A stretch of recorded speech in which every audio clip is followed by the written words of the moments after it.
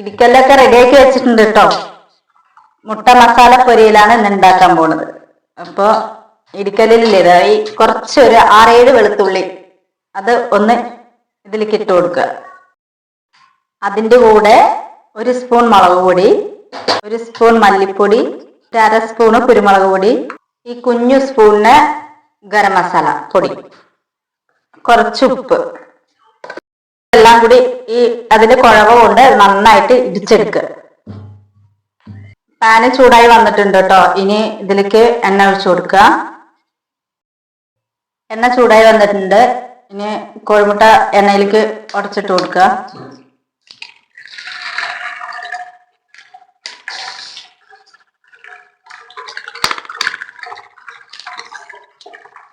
ഇനി കുറച്ച് മഞ്ഞൾപ്പൊടി ഇട്ട് കൊടുക്കുക. നന്നായിട്ടൊന്ന് ഇളക്കുക. ഇനി ഇടിച്ചു വെച്ച മസാല ഇല്ലേ, ഇതെല്ലാം ഇതിൽ ഇട്ട് കൊടുക്കുക.